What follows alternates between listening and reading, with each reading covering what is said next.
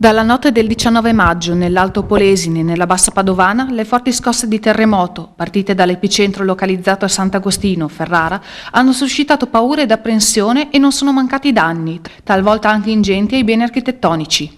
Infatti l'Alto Polesine dista poche decine di chilometri da Sant'Agostino, Finale Emilia e Bondeno, da cui è diviso dal Po.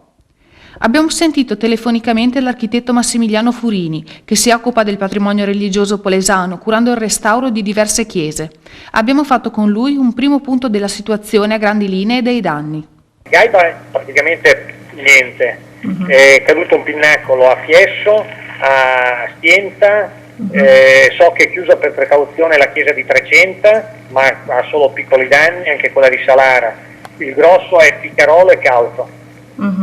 E Ficarolo appunto c'è la chiesa del Carmine che avevate appena restaurato. Il Carmine ha lesioni in facciata all'interno, ma quelle interne sono irrisorie, è la facciata proprio che a 45 gradi è segnata completamente. E la chiesa qua di Ficarolo ha avuto dei crolli nel retrofacciata di muratura superiore, ha sfondato l'arellato e poi tutta la parte del presbiterio del coro, le cornici sono volate via. Volando via hanno sfondato tutti i tetti sottostanti.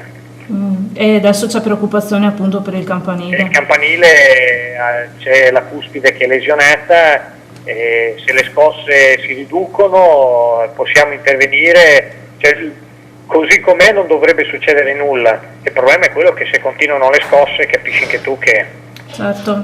Il tempo poi non ci sta dando una mano. A Giacciano con Barucchella la chiesa, da poco restaurata, non ha subito danni, ma la corona sopra la statua della Madonna è caduta. È già stata sentita l'assessore regionale Maria Luisa Coppola, che con il governatore del Veneto Luca Zaia stanno valutando lo stanziamento di fondi per intervenire sui danni del terremoto. Nella Bassa Padovana, invece, a Montagnana, sono crollate al suolo 2 pinnacoli in pietra del peso di 1 quintale del palazzo in via Borgognano 26, che ospita la fondazione Franklin Simon Onlus. Fortunatamente nessuno è rimasto coinvolto.